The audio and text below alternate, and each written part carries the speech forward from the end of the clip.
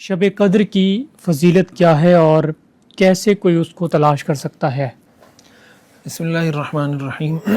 دیکھیں، شب قدر کی جو فضیلت ہے وہ تو خود قرآن کریم میں اللہ تعالیٰ نے ارشاد بیان فرمائی ہے، لیلۃ القدر خیر من الف شہر، کہ لیلۃ القدر کی جو رات ہے وہ 1000 مہینوں سے بہتر ہے۔ 1000 مہینے 83 سال بنتے ہیں۔ تو قرآن کریم میں ہمیں یہ بتایا گیا ہے کہ لیلۃ القدر کی عبادت کرنا یا لیلۃ القدر کسی کو نصیب ہو جائے تو اس کو 83 سال سے زیادہ کی عبادت کا ثواب ملے گا۔ اب 83 سال سے زیادہ کتنے سال ہیں وہ اللہ ہی اس کو بہتر جانتے ہیں۔ تو یہ بہت بڑی فضیلت ہے، اور رسول اللہ صلی اللہ علیہ وسلم کا یہ طرز عمل تھا کہ آپ رمضان المبارک میں لیلۃ القدر کی تلاش کے لیے خصوصی کوشش کرتے تھے۔ یہی وجہ ہے کہ حضور علیہ الصلاۃ والسلام نے 10 دن کا بھی اعتکاف فرمایا، 20 دن کا بھی اعتکاف فرمایا، پورے مہینے کا بھی اعتکاف فرمایا۔ اور اس اعتکاف کے پیچھے جو راز پوشیدہ تھا وہ یہ تھا کہ حضور علیہ الصلاۃ والسلام یہ چاہتے تھے کہ میں لیلۃ القدر کو تلاش کروں، مجھے لیلۃ القدر مل جائے۔ پھر جب حضور علیہ الصلاۃ والسلام کو یہ بتا دیا گیا کہ لیلۃ القدر رمضان کے آخری عشرے میں ہے، تو اس کے بعد حضور علیہ الصلاۃ والسلام نے مستقل آخری عشرے کا اعتکاف شروع کیا۔ اور حضرت عائشہ رضی اللہ تعالیٰ عنہ فرماتی ہیں کہ رسول اللہ صلی اللہ علیہ وسلم نے جب مدینہ منورہ ہجرت فرمائی تو آپ نے کبھی وہ اعتکاف چھوڑا نہیں۔ 1 سال آپ اعتکاف نہیں کر سکے تھے تو پھر آپ نے باقاعدہ اس کی قضا کی۔ رسول اللہ صلی اللہ علیہ وسلم جو اعتکاف فرماتے تھے، اس اعتکاف کے پیچھے مقاصد میں سے ایک اہم ترین مقصد یہ تھا کہ شب قدر کی تلاش کی جائے۔ یہ اس امت پر اللہ تعالیٰ کا بہت بڑا احسان ہے کہ کم عمر کے اندر اور کم وقت کے اندر اللہ تعالیٰ اجر اتنا اللہ نے بڑھا دیا ہے کہ من جاء بالحسنۃ فلہ عشر امثالھا، کہ اگر ایک نیکی کریں گے 10 کے برابر ثواب ملے گا۔ اور پھر رمضان المبارک میں اس فارمولے کو اور ڈبل ٹرپل کر دیا گیا کہ ایک فرض پڑھیں گے تو 70 فرضوں کے برابر ملے گا، اور ایک نفل کوئی کام کریں گے تو فرض کے برابر اس کا ثواب ملے گا۔ تو یہ اللہ تعالیٰ کی طرف سے اتنا بڑا سنہری موقع ہے کہ حدیث شریف میں آتا ہے، رسول اللہ صلی اللہ علیہ وسلم نے باقاعدہ اس کی ترغیب دی۔ آپ نے فرمایا تحروا لیلۃ القدر، کہ لیلۃ القدر کو تلاش کرو۔ اور حضور علیہ الصلاۃ والسلام نے خود جب حضرت عائشہ رضی اللہ تعالیٰ عنہ نے حضور علیہ الصلاۃ والسلام سے پوچھا کہ اگر مجھے لیلۃ القدر نصیب ہو جائے تو میں کیا دعا مانگوں، تو حضور علیہ الصلاۃ والسلام نے حضرت عائشہ کو رضی اللہ تعالیٰ عنہ کو یہ دعا بتائی، اللہم انک عفو تحب العفو فاعف عنی، کہ اس دعا کا اہتمام کریں۔ تو لیلۃ القدر کے بارے میں حدیث سے معلوم ہوتا ہے کہ جو طاق راتیں ہیں آخری عشرے کی، اس کے اندر لیلۃ القدر ہوتی ہے۔ وہ 21 کو بھی ہو سکتی ہے، 23، 25، 27، 29 کسی کو بھی ہو سکتی ہے۔ اور علماء نے یہ بھی لکھا ہے کہ یہ بھی ممکن ہے کہ ایک سال 21ویں شب قدر ہو، اگلے سال 27ویں شب ہو، کوئی بھی شب ہو سکتی ہے۔ اس کی کچھ علامات بھی حدیث کے اندر بتائی گئی ہیں۔ بہرحال اصل جو کرنے کا کام ہے وہ یہ کہ حدیث شریف میں آتا ہے نا کہ جب رمضان کا آخری عشرہ شروع ہوتا تھا تو حضور علیہ الصلاۃ والسلام کے بارے میں آتا ہے شد ذرہ، کہ آپ کمر کس لیتے تھے، وایقظ اہلہ، گھر والوں کو بھی جگاتے تھے۔ یعنی عام معمول تو آپ کا یہ تھا کہ آپ اگر خود تہجد پڑھتے تو آپ گھر والوں کو نہیں جگاتے تھے، لیکن رمضان المبارک کے آخری عشرے میں آپ باقاعدہ اس کا اہتمام کرتے تھے کہ گھر والوں کو بھی جگاتے تھے کہ اٹھ کے عبادت کریں۔ تو ہمیں اس چیز کا ماحول گھروں میں بنانا چاہیے کہ خود بھی ہم آخری عشرے کو بہت اہتمام کے ساتھ اس کو آباد کریں، گھر والوں کو بھی ترغیب دیں اور باقاعدہ گھر والوں کو بھی جگائیں کہ بھئی کچھ اٹھ کے تلاوت کر لیں۔ فضیلت حاصل کرنے کا طریقہ یہ ہے کہ انسان جو عبادت کر سکے، تلاوت کر سکے، کچھ تہجد کی رکعتیں پڑھ سکیں، اللہ تعالیٰ سے راز و نیاز کچھ دعا کر لے۔ ہمارے آج بہت بڑا مسئلہ ہے کہ لوگ دعا نہیں کرتے، یعنی مہینہ گزر جاتا ہے، وہ ایک روایتی دعا تو ہوتی ہے، نماز کے بعد ہاتھ اٹھاتے ہیں اور منہ پہ پھیر دیتے ہیں، لیکن پتہ نہیں ہوتا کیا بولا کیا نہیں بولا۔ تو لیلۃ القدر کی راتوں میں خصوصی طور پہ طے کریں کہ یار آدھا گھنٹہ پونا گھنٹہ کم از کم اللہ سے مانگیں گے۔ مانگنا نہیں آتا علماء نے لکھا ہے ویسے ہی ہاتھ اٹھا کے بیٹھ جائیں، اللہ کو تو پتہ ہے آپ کے دل میں کیا ہے۔ تو اس کا اہتمام کرنا چاہیے، اور لیلۃ جو طاق راتیں ہیں خصوصاً آخری عشرے کی، اس کو مارکیٹوں میں، شاپنگ سینٹرز میں جا کے کوئی شاپنگ واپنگ کرنی ہے وہ پہلے کر لینی چاہیے۔ کم از کم طاق راتوں کو اس کے لیے استعمال نہ کریں، جاننا ہی ہے تو اس کے علاوہ کسی دن چلے جائیں، لیکن طاق راتوں میں حتی الامکان کوشش کرنی چاہیے کہ جتنا زیادہ سے زیادہ آپ صدقہ دے سکتے ہیں، آپ کی صلہ رحمی کر سکتے ہیں، آپ تلاوت کر سکتے ہیں، آپ نماز پڑھ سکتے ہیں، آپ دعائیں کر سکتے ہیں، والدین کی خدمت کر سکتے ہیں، بہن بھائیوں کی جو نیکی کے کام آپ کو سمجھ میں آتے ہیں کوشش کریں لیلۃ القدر میں وہ سارے کام کچھ نہ کچھ کرتے رہیں، تو اس کا اجر اللہ تعالیٰ بہت بڑھا دیں گے انشاءاللہ۔ اگلا سوال مصعب سے یہ ہے کہ اگر کوئی شخص 25 شعبان کو صاحب نصاب ہوا اور ایک سال بعد 25 شعبان کو صاحب نصاب نہ رہے تو کیا اس پر بھی زکوٰۃ ساقط ہوگی؟ اور اگر وہ 26 شعبان یعنی ایک دن بعد دوبارہ صاحب نصاب بن جائے تو کیا اس پر زکوٰۃ دینا لازم ہوگا؟ دیکھیں، اگر کوئی آدمی 25 شعبان کو جیسے انہوں نے پوچھا ہے صاحب نصاب بن گیا، اب جب اگلے سال 25 شعبان آئی تو وہ صاحب نصاب نہیں تھا، اس کا مطلب اس پہ زکوٰۃ فرض نہیں ہے۔ اب اگر 26 شعبان کو دوبارہ صاحب نصاب بنتا ہے تو پھر یہ 26 شعبان اس کی ڈیٹ سیٹ ہو جائے گی۔ اب اس کا مطلب یہ ہوگا کہ اگلے سال جب 26 شعبان آئے گی پھر اگر یہ صاحب نصاب ہوا تب اس پہ زکوٰۃ ہوگی، لیکن وہ جو گزشتہ سال گزر گیا تو 25 شعبان کو چونکہ یہ نہیں تھا صاحب نصاب، اس لیے وہ گزشتہ سال والی زکوٰۃ اس پہ لازم نہیں ہوگی۔ صحیح۔ ایک اور سوال آپ سے پوچھا گیا ہے کہ آج کل جو دنیا کے حالات چل رہے ہیں، تیسری جنگ کی شروعات ہو سکتی ہیں، جنگ عظیم کی، اور قرب قیامت کی بھی نشانی اس کو کہا جا رہا ہے، حدیث کی روشنی میں کیا وضاحت ہے اس میں؟ دیکھیں، حدیث کے اندر علامات قیامت کے حوالے سے بہت تفصیلی روایات موجود ہیں، کتاب الفتن اور اس طرح کے موضوعات میں محدثین کی باقاعدہ کتابیں موجود ہیں، پھر خود صحاح ستہ کے اندر دوسری حدیث کی کتابوں کے اندر اس حوالے سے تفصیلی روایات، تفصیلی احادیث موجود ہیں۔ یہ تو چونکہ ایک مستقل بہت تفصیل طلب موضوع ہے، اس کا احاطہ تو نہیں کیا جا سکتا، لیکن میں مختصراً کچھ اہم باتیں جو ہمارے سمجھنے کی ہیں وہ میں عرض کرتا ہوں کہ ہمیں اس کو سمجھنا چاہیے۔ آج کل کا جو سیناریو پوری دنیا کا بنا ہوا ہے، جس طریقے سے جنگیں مسلسل ہو رہی ہیں، حدیث شریف میں آتا ہے رسول اللہ صلی اللہ علیہ وسلم نے ارشاد فرمایا لا تقوم الساعة حتى يكثر الحرج، کہ قیامت اس وقت تک قائم نہیں ہوگی جب تک حرج زیادہ نہ ہو جائے۔ صحابہ نے پوچھا حرج کیا ہے؟ آپ علیہ الصلوۃ والسلام نے فرمایا قتل، یعنی جب انسانوں کا قتل بہت زیادہ بڑھ جائے گا تو قیامت قائم ہوگی۔ تو اسی طرح اب آج کے دور میں اگر آپ دیکھیں، اچھا اسی طرح جو امام مہدی کے بارے میں روایات میں آتا ہے کہ وہ جب آئیں گے تو حدیث میں آتا ہے نا کہ حضرت عیسیٰ علیہ السلام کے بارے میں کہ یملأ الارض عدلا کما ملئت ظلما و جورا، کہ وہ زمین کو انصاف سے ایسے بھر دیں گے جیسے وہ ظلم سے بھر چکی ہوگی۔ اس کا مطلب یہ ہوا کہ قیامت سے پہلے زمین میں اتنا ظلم ہوگا، اتنا ظلم ہوگا، اتنا ظلم ہوگا کہ زمین ظلم سے بھر جائے گی، اور جب وہ ظلم سے بھرے گی تو اللہ تعالیٰ پھر امام مہدی کو اور پھر آگے جا کر حضرت عیسیٰ علیہ السلام نزول فرمائیں گے اور وہ دنیا کو انصاف سے بھریں گے۔ تو ہم بالتحدید بالتعیین کسی خاص واقعے کے بارے میں تو یہ نہیں کہہ سکتے کہ یہ جو واقعہ ہوا ہے اس کا مطلب اب یہ قیامت آنے والی ہے۔ ظاہر ہے کہ حضور علیہ الصلوۃ والسلام سے بھی جب پوچھا گیا متی الساعہ، آپ نے فرمایا مل مسئول عنہا بعلم من السائل، کہ سوال کرنے والے کو جیسے نہیں پتا جس سے سوال کیا جا رہا ہے اس کو بھی اس سے زیادہ نہیں پتا۔ تو بالتعین کسی خاص واقعے کو اس طرح خاص تو نہیں کیا جا سکتا۔ اس سے پہلے اس پر بہت کام ہوتا رہا اور مختلف زمانوں میں لوگ تعین کرتے رہے کہ اب یہ علامت پوری ہو گئی، اب اس کے بعد قیامت ہوگی، اب یہ علامت پوری ہو گئی، یہ قیامت ہوگی۔ لیکن احادیث کے اندر جو نشانیاں بتائی گئی ہیں انسان کو خود دیکھنا چاہیے کہ یار یہ نشانیاں پوری ہو رہی ہیں۔ اور نشانیاں پوری ہونے کا کیا مطلب؟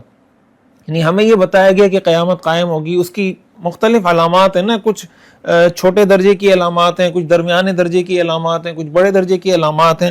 تو جو چھوٹے اور درمیانے درجے کی علامات ہیں وہ تو تقریباً پوری ہو گئی ہیں کہ جھوٹ عام ہو جائے گا، زنا عام ہو جائے گا، فحاشی عام ہو جائے گی، قتل عام ہو جائے گا، ظلم عام ہو جائے گا، پھر مختلف جیسے قسطنطینیہ کا فتح ہونا ہے، پھر رومیوں کے ساتھ مقابلہ ہونا ہے۔ مختلف زمانوں میں رومیوں کے ساتھ مقابلے بھی ہوئے، استنبول قسطنطینیہ فتح بھی ہوا، یہ مختلف واقعات ہوتے رہے اور لوگ اس کے ساتھ ریلیٹ کرتے رہے کہ اب جیسے قسطنطینیہ فتح ہو گیا تو اب قیامت قائم ہو جائے گی، مختلف چیزوں کے ساتھ ریلیٹ کرتے رہے۔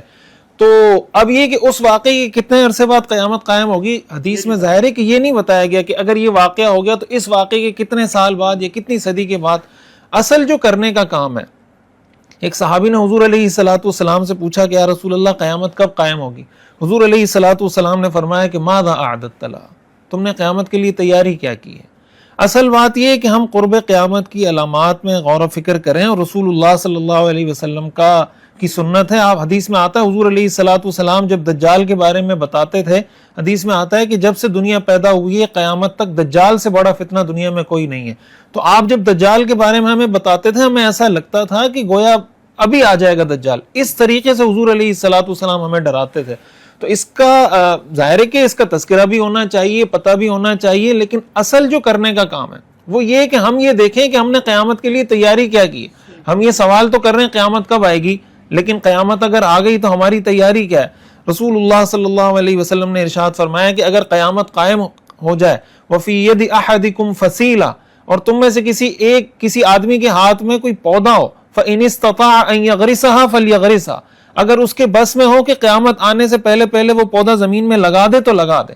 مطلب یہ ہے کہ قیامت سر پہ کھڑی ہے اور آپ کو پتا ہے کہ یہ پودا میں لگاؤں گا اور قیامت آ جائے گی, اس پودے نے بڑا ہو کے درخت نہیں بننا, کوئی اس کے پودے لگانے کا فائدہ نہیں ہے, لیکن آپ کے بس میں اتنا ہے کہ آپ پودا لگا سکتے ہیں. حضور نے فرمایا وہ پودا لگا دیں, یہ نہیں سوچنا کہ اس پودا لگانے سے فائدہ کیا ہوگا. اصل کرنے کا کام یہ کہ ہم یہ طے کریں, ہم یہ دیکھیں کہ ہم کہاں پہ کھڑے ہیں, ہم حق کے ساتھ کھڑے ہیں, باطل کے ساتھ کھڑے ہیں, اسلام کا کام کرنے والوں کے ساتھ, اسلام کا دفاع کرنے والوں کے ساتھ, اسلام کی خدمت کرنے والوں کے ساتھ, حق بات کرنے والوں کے ساتھ کھڑے ہیں یا باطل کے ساتھ کھڑے ہیں. پھر قرآن حدیث پر ہمارا عمل کتنا ہے اپنی معاشرتی زندگی میں, معاشی زندگی میں, سیاسی زندگی میں, گھریلو زندگی میں, ان چیزوں کو اگر ہم دیکھیں تو ہمیں یہ کرنا چاہیے کہ علامات قیامت بھی تو اسی لیے بتائی گئی ہیں کہ بھائی قیامت آنے سے پہلے کوشش کرو اپنے آپ کو سیٹ کر لو.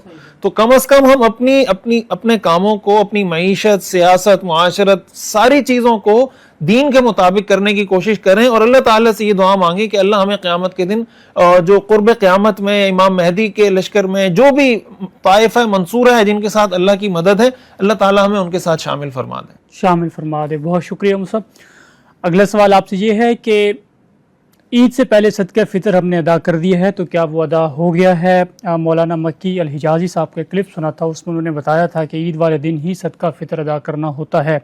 اگر رمضان میں ادا کر دیں تو وہ صدقہ فطر نہیں ہوگا بلکہ ویسے ہی صدقہ خیرات بن جائے گا اور صدقہ فطر پھر بھی آپ کے ذمے میں رہے گا. تو یہ ان کی بات صحیح ہے؟ دیکھیں, صدقہ فطر کا بنیادی طور پہ جو وجوب ہوتا ہے نا, وہ تو عید الفطر کا جو طلوع جو سورج طلوع ہوتا ہے اس سے صدقہ فطر کا وجوب ہوتا ہے. یعنی جب عید کا, آپ سمجھیں عید کا دن جب شروع ہو جاتا ہے تب صدقہ فطر واجب ہوتا ہے. اور حدیث میں آتا ہے کہ عید کی نماز ادا کرنے سے پہلے صدقہ فطر ادا کر دیا جائے. اگر کوئی عید کی نماز پڑھنے کے بعد صدقہ فطر ادا کرتا ہے تو وہ ایک صدقہ ہے. یعنی عید کی نماز کے بعد صدقہ فطر ادا کرنے کا وہ ثواب نہیں ہے جو عید کی نماز سے پہلے ادا کرنے کا ہے. اس لیے ایک تو اس چیز کا اہتمام اور پابندی کرنی چاہیے کہ عید کی نماز پڑھنے سے پہلے, عید کی نماز کے لیے جانے سے پہلے جب آپ مسجد پہنچیں, مسجد پہنچنے سے پہلے صدقہ فطر ادا کر دیا جائے. جہاں تک اس بات کا تعلق ہے کہ اگر کوئی عید سے پہلے صدقہ فطر ادا کرتا ہے, رمضان میں یا رمضان سے پہلے ادا کرتا ہے, تو فقہاء نے یہ بات لکھی ہے کہ صدقہ فطر اس سے پہلے بھی اگر کوئی ادا کرتا ہے, رمضان میں اگر ادا کرتا ہے تو ادا ہو جاتا ہے. وجہ اس کی ہے کہ صحیح بخاری کی روایات ہیں, عبداللہ ابن عمر رضی اللہ تعالیٰ عنہ کے بارے میں آتا ہے کہ وہ عید سے پہلے بھی کوئی صدقہ فطر کا مستحق ان کو نظر آتا تھا, وہ دے دیا کرتے تھے.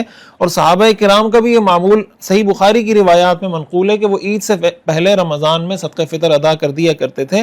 علماء کی اس بارے میں تو مختلف آراء ہیں کہ رمضان سے پہلے اگر صدقہ فطر ادا کر دیں گے تو ہو جائے گا یا نہیں. رمضان میں ادا کرنے کے بارے میں تقریباً تمام فقہاء اس پر متفق ہیں کہ رمضان میں اگر صدقہ فطر ادا کر دیا جائے تو صدقہ فطر ادا ہو جاتا ہے. باقی انہوں نے جو حضرت کا ذکر کیا ہے, حضرت مکی حجازی صاحب دامت برکاتہم کا, اللہ تعالیٰ ان کو شفاء کاملہ عاجلہ مستمرہ عطا فرمائے. میں نے ان کا کلپ سنا نہیں ہے, ہو سکتا ہے ان کو سننے میں کوئی مسئلہ ہوا ہو یا ان کی بات پوری طرح سمجھ نہ پائے ہوں.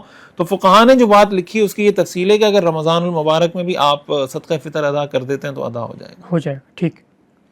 اگلا سوال یہ ہے کہ 2020 سے 25 تک سونے پر جو زکوٰۃ کا حساب ہے اس کے لیے سونے کی موجودہ قیمت لگے گی یا 2025 اور 20 کی قیمت جو ہے وہ شمار ہوگی؟ نہیں, جس وقت آپ زکوٰۃ ادا کر رہے ہیں, زکوٰۃ ادا کرتے وقت اس کی جو قیمت فروخت ہے, یعنی آج اگر 2026 میں آپ زکوٰۃ ادا کر رہے ہیں تو 2026 میں آپ کے پاس جو سونا ہے اس کی قیمت فروخت کیا ہے, یعنی یہ سونا کتنے کا بکے گا. تو جو اس کی قیمت فروخت آج ہے اس پر زکوٰۃ آپ کو دینی ہوگی. جس وقت آپ نے خریدا تھا 2020 یا 21 میں, اس کا اعتبار نہیں ہوگا. زکوٰۃ کی ادائیگی کے وقت اس کی جو قیمت فروخت ہے اس کے مطابق زکوٰۃ دینی ہوگی. ٹھیک.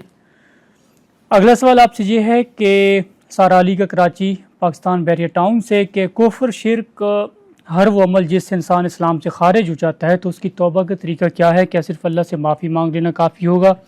کیونکہ اب بات کو ایک عرصہ ہو گیا اور یاد نہیں ہے کس کس کے سامنے ہم نے یہ بولا تھا. دیکھیں, انسان کو تجدید ایمان تو وقتاً فوقتاً ویسے ہی کرتے رہنا چاہیے. یعنی کلمہ ہی پڑھنا ہے, اللہ کی توحید کی گواہی دینی ہے, حضور علیہ الصلوۃ والسلام کی رسالت اور آپ کی ختم نبوت کی گواہی دینی ہے. یہ جو ہمارے ہاں 6 کلمے بچوں کو یاد کروائے جاتے ہیں نا, 6 کلمے، پہلا کلمہ، دوسرا کلمہ، تیسرا کلمہ، تو بنیادی طور پر اس میں یہ ساری چیزیں آ جاتی ہیں. بچوں کو اسی لیے یاد کروائے جاتے ہیں. ہمارے یہاں لوگ فضول طرح کے اعتراضات تو شروع کر دیتے ہیں کہ اس کو آپ نے کلمہ کیوں کہہ دیا. بھائی آپ اس کو وظیفہ کہہ دو، آپ اس کو ذکر کہہ دو، آپ اس کو کلمہ کہہ دو، آپ اس کو دعا کہہ دو، کچھ بھی کہہ دو. وہ ان چکروں میں پڑ جاتے ہیں جو اس کی اصل روح ہوتی ہے کہ آپ وہ دعا تو پڑھیں، تیسرے کلمے کو پڑھیں، چوتھے کلمے کو پڑھیں، پانچویں کلمے کو پڑھیں. اب اس میں کیا ہے؟ استغفر اللہ ربی من کل ذنب اذنبتہ عمدا او خطأ سرا او علانیۃ. یہ سارا کیا ہے کہ اللہ میں اس سے استغفار کرتا ہوں، جان بوجھ کے گناہ کیا، بھولے سے کیا، سب کے سامنے کیا، چھپ کے کیا. اسی طرح جو کفر سے برات کی چیزیں اس کے اندر ساری آ جاتی ہیں. تو ایک تو وہ جو دعائیں ہیں، ان کی دعاؤں کی مختلف روایات میں وہ دعائیں ظاہر ہے کہ ثابت ہیں، ہمیں بتائی گئی ہیں کہ ان چیزوں سے برات کا اعلان کریں، ان چیزوں سے معافی مانگیں. تو وقتاً فوقتاً اگر خدا نہ خواستہ کسی کو یاد ہے کہ اس نے کوئی کفریہ شرکیہ بات کی ہے، پھر تو ظاہر ہے کہ اسی کفریہ اور شرکیہ بات سے وہ اعلان برات کرے گا کہ اللہ میں نے وہ جو بات کی تھی میں اس سے برات کا اعلان کرتا ہوں، بیزاری کا اعلان کرتا ہوں، آپ کی توحید کی گواہی دیتا ہوں. یا کوئی بھی ایسی شرکیہ کفریہ بات کی تو اس کفریہ بات سے خصوصی طور پہ، مثال کے طور پر کوئی بت پرستی میں مبتلا ہے تو وہ بت پرستی سے برات کا اعلان کرے گا. کوئی کسی گستاخی میں مبتلا ہے تو اس گستاخی سے برات کا اعلان کرے گا. اور اس کے علاوہ عمومی طور پر انسان بس یہی عقیدہ رکھے، یہی اس بات کا اقرار کرتا رہے اللہ کے سامنے کہ اللہ مجھ سے ماضی میں جو کچھ ہوا، اگر کوئی خدا نخواستہ کوئی کفر یا شرکیہ بات ہوئی تو میں اس سے برات کا اعلان کرتا ہوں. لیکن اس حوالے سے یہ بات بھی سمجھنی چاہیے کہ بلا وجہ وہم میں مبتلا نہیں ہونا چاہیے. یعنی آپ نے کوئی بات کی نہیں، بلا وجہ وہم ہو رہا ہے، شک ہو رہا ہے کہ پتہ نہیں مجھ سے کوئی ایسی بات ہو گئی ہوگی.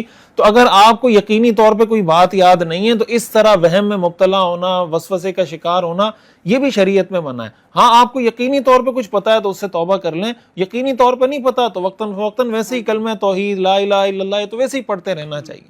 ٹھیک، بہت شکریہ. اگلا سوال جو ہے وہ لنڈن سے ہے کہ I'm 50 years old and live in London. I have been ill for the past 14 days and have missed the Ramadan fast. Should I pay kafara or make up the missed fast after Ramadan?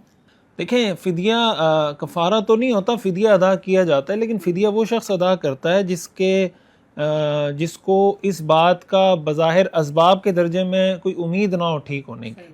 لیکن اگر کوئی آدمی ایسا ہے کہ ابھی وقتی طور پہ بیمار ہے اور بعد میں سیٹ ہو جائے گا، جیسے انہوں نے لکھا ہے بظاہر یہی کنڈیشن ہے، اللہ تعالیٰ ان کو صحت عطا فرمائے، تو اس کا فدیہ ادا نہیں کیا جائے گا. اس کا یہ کہ جب یہ صحت مند ہو جائیں بعد میں اس کی قضا کریں گے. اگر ایک ساتھ قضا لازم نہیں ہے، ایک روزہ ابھی رکھ لیں، ایک ہفتے بعد رکھ لیں، پھر ایک ہفتے بعد رکھ لیں، لیکن قضا کر لیں.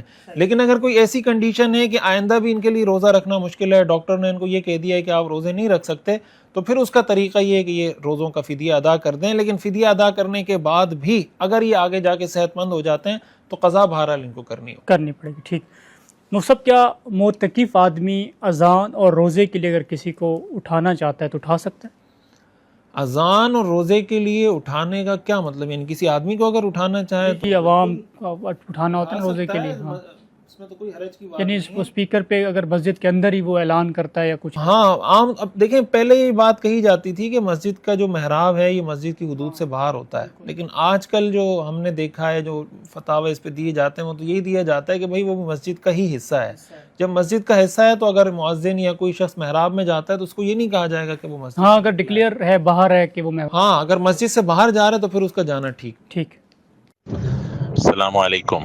رمضان کے بارے میں ایک سوال پوچھنا ہے کہ اکثر اس کے بارے میں یہ سمجھا جاتا ہے کہ اس کے جس طرح 3 اشرے ہیں تو یہ 3 اشرے جو ہیں یہ 3 علیحدہ خاصیت کے ساتھ ہیں، ایک رحمتوں کے ساتھ، ایک مغفرت کے ساتھ، ایک جہنم سے چھٹکارے کے ساتھ، اور پھر تینوں کی علیحدہ دعا بھی جو ہے وہ لکھی جاتی ہے. تو اس کا کیا مفہوم ہے، کیا مطلب ہے اس کا؟ دیکھیں یہ جو رمضان کے عشرے کے بارے میں کہا جاتا ہے نا، بنیادی طور پر ایک حدیث ہے جس میں حضور علیہ الصلوۃ والسلام کا ارشاد منقول ہے کہ اولہ رحمہ و اوسطہ مغفرہ و آخرہ عتق من النار، کہ اس کا پہلا حصہ رحمت ہے، دوسرا حصہ مغفرت ہے، تیسرا حصہ جہنم سے نجات کا ہے. تو اس کو علماء نے ایکسپلین اس طرح کیا کہ پہلے سے مراد ہے پہلے 10 دن، درمیان سے مراد ہے درمیان کے 10 دن، اور آخر سے مراد ہے آخر کے 10 دن. اچھا، اس کا یہ مطلب نہیں ہے کہ پہلے میں صرف رحمت ہے مغفرت نہیں ہے، اور دوسرے میں صرف مغفرت ہے جہنم سے خلاصی نہیں ہے. ظاہر ہے کہ رحمت مغفرت کے بغیر نہیں ہو سکتی، مغفرت رحمت کے بغیر نہیں ہو سکتی، جہنم سے آزادی مغفرت کے بغیر نہیں ہو سکتی. یہ سارے کو ریلیٹ کرتے ہیں آپس میں. اگر کسی پر اللہ رحم نہیں فرمائیں گے تو جہنم سے آزادی کیسے نصیب ہوگی؟ اگر کسی کی مغفرت نہیں ہوگی تو جہنم سے آزادی کیسے ہوگی؟ تو یہ ساری چیزیں آپس میں ملی ہوئی ہیں. لیکن چونکہ حدیث میں اس طرح کے الفاظ ہیں.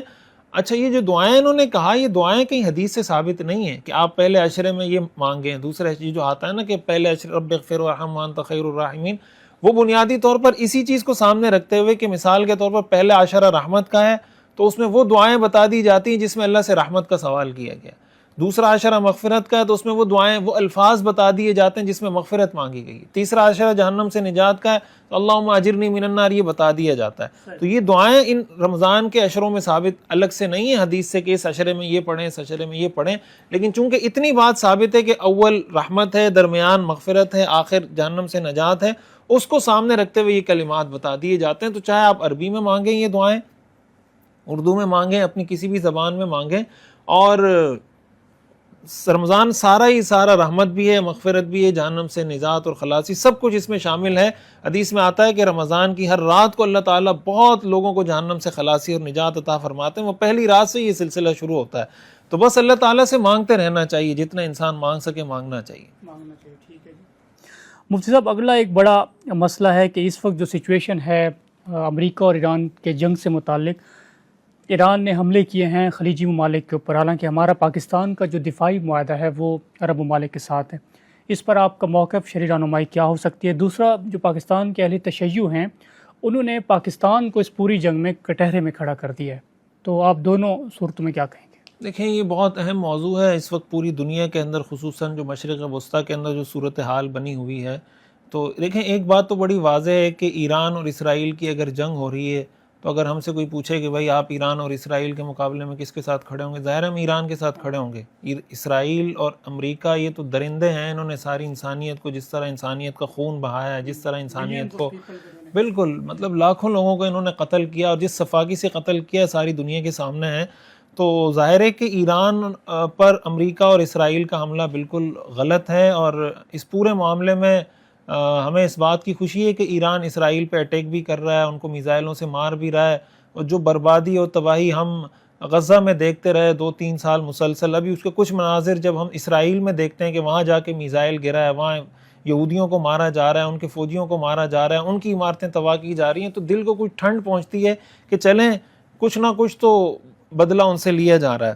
لیکن جہاں تک یہاں پر ہمارے ہاں اس پوری سچویشن کو ہمیں پورے پس منظر کے ساتھ اور پوری تاریخ کے ساتھ سمجھنے کی ضرورت ہے.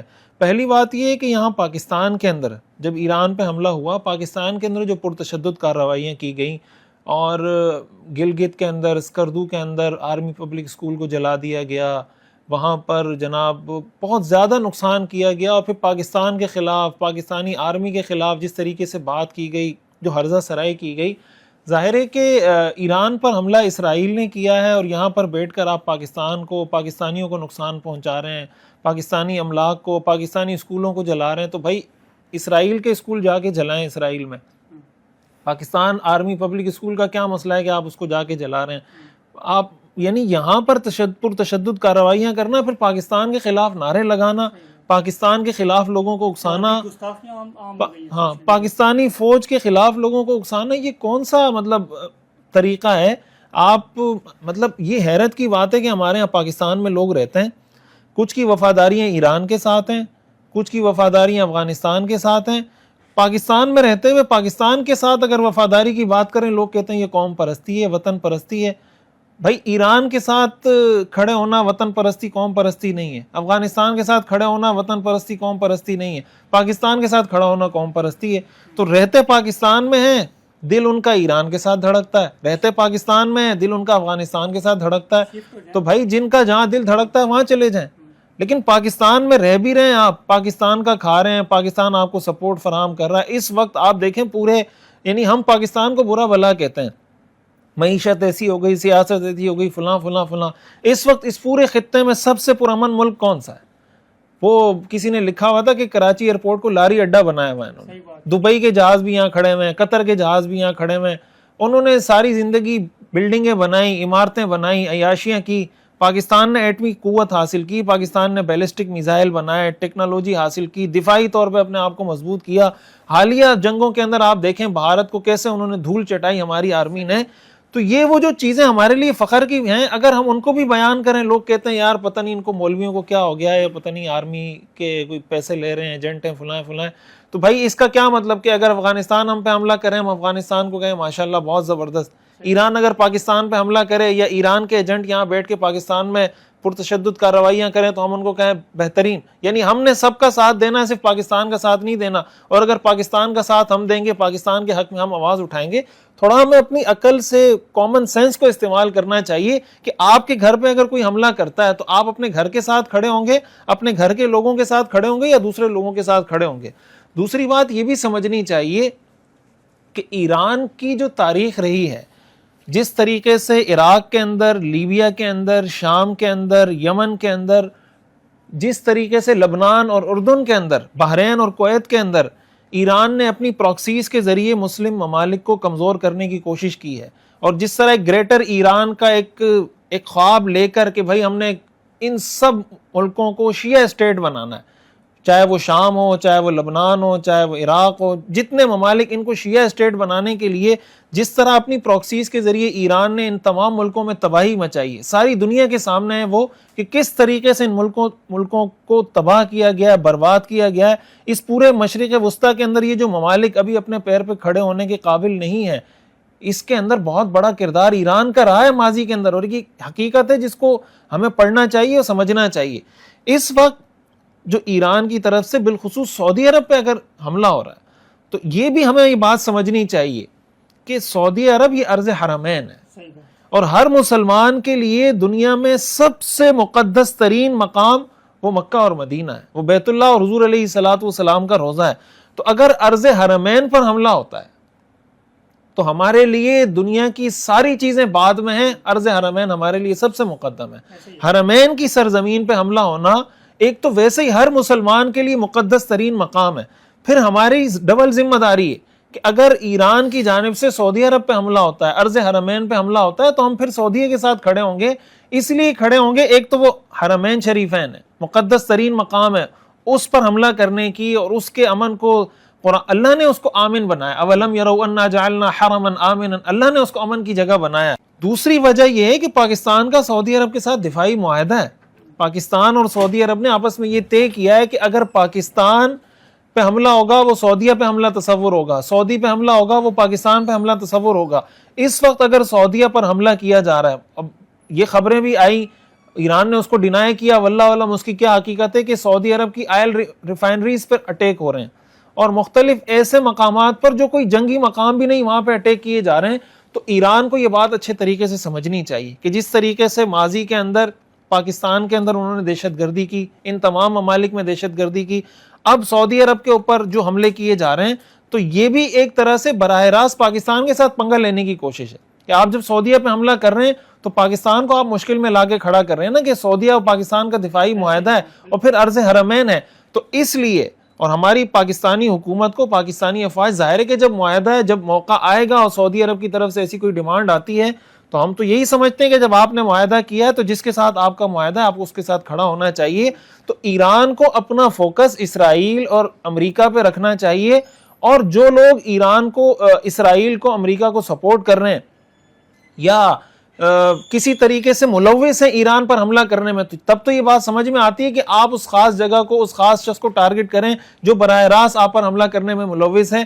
لیکن یہ کہ چونکہ آپ پہ حملہ ہوا ہے تو اب آپ پورے خطے کو آگ میں دھکیلنا چاہتے ہیں کہ جب میں نہیں جیوں تو کوئی بھی نہیں جیے گا، اگر مجھ پہ حملہ ہوگا تو سب تباہ و برباد ہوں گے. تو یہ کوئی ذمہ دارانہ طریقہ کار نہیں ہے. اس لیے اس پورے سیناریو کے اندر خلاصہ کلام یہ ہے کہ اگر ایران اور اسرائیل کی جنگ ہے، ہم ایران کے ساتھ کھڑے ہیں، ہم ایران کو سپورٹ کریں گے، اور اسرائیل کو جتنا وہ مار سکتا ہے. پاکستان نے اپنی یکجہتی کا اظہار بھی کیا ایران کے ساتھ کہ ایران پہ جو حملہ ہوا ہے بالکل غیر قانونی، غیر آئینی ہے. پاکستانی حکومت نے بھی سپورٹ کا اظہار کیا ہے. لیکن اگر ایران اس طرح سعودیہ پہ اٹیک کرتا ہے یا دوسرے مسلم ممالک کے اندر مداخلت کرتا ہے اور پھر اپنی پراکسیز کے ذریعے دہشت گردی پھیلاتا ہے، یہ یہاں پہ رہ کے لوگ پاکستان کے خلاف نعرے لگاتے ہیں، پاکستانی فوج کے خلاف، پاکستان آرمی کے خلاف نعرے لگاتے ہیں، تو ظاہر ہے کہ ہمارے لیے یہ قابل برداشت نہیں ہے، اور ایسی صورت میں ہم پاکستان کے ساتھ، پاکستانی اداروں کے ساتھ اور پاکستان کی افواج کے ساتھ کھڑے ہوں گے۔